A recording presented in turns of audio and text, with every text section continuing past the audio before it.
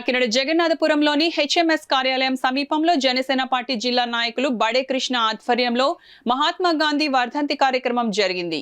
ఈ కార్యక్రమంలో ముఖ్య అతిథిగా జనసేన పార్టీ పీఏసీ సభ్యులు, కాకినాడ సిటీ నియోజకవర్గ ఇన్ఛార్జ్ ముత్తా శశిధర్ పాల్గొని గాంధీ విగ్రహానికి పూలమాలలు వేసి ఘన నివాళులర్పించారు.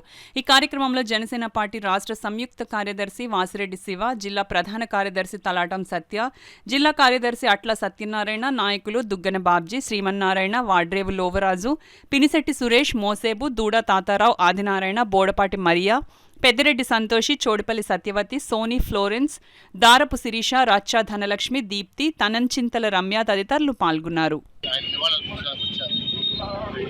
ఈ 5 సంవత్సరాలు ఒక్కసారి గాంధీ గారిని చూసినట్టు చాలా బాధ వేసింది.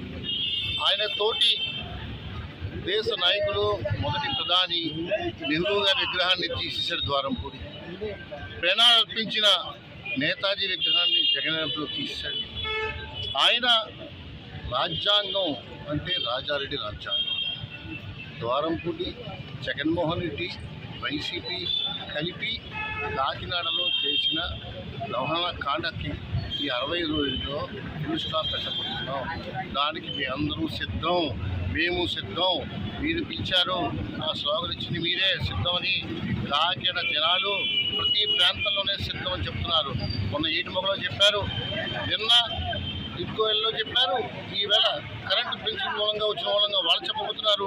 రోజు కూడా ఎవరెవరు ఎంతో సిద్ధంగా ఉన్నామో చెప్పబోతున్నాం. ద్వారంపూడికి, జగన్మోహన్ రెడ్డికి ఆఖరి రోజులు వచ్చాయని చెప్పి మరొకసారి కర్ర పట్టి నూలు ఉడికి దీపం చేసిన మతాలన్నీ ఒకటే చాటి చెప్పిన మహనీయుడు గాంధీజీ గారు. సత్యం హయం మార్గాలని చెప్పేసి బ్రిటన్ గడగలాడిన మహనీయుడు గారు.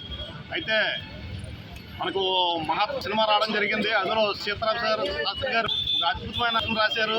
ఇంటి పేరు గాంధీ, వీధి పేరు గాంధీ అని చెప్పారు. అక్షర సత్యం. గాంధీజీ గారు తప్ప, గాంధీ గారి పేరు తప్ప ఎవరు కూడా ఎట్టినా కానీ ఆ వాల్యూ ఉండదు. మరి ఆనాడు బ్రిటిష్ పాలకులు పోరాడి స్వాతంత్రం సంపాదించిన మన గాంధీ గారికి సందర్భంగా నెప్పించుకుంటున్నాం. ఆయన 1948 జనవరి 30 తారీఖున ఆయన స్వర్గస్థం అవడం జరిగింది. మరి నేటి రాజకీయాల గురించి ఉంటే మరి వైఎస్ రాజశేఖర గారు, వైఎస్ జగన్మోహన్ రెడ్డి గారు యుద్ధానికి మితం అంటున్నారు.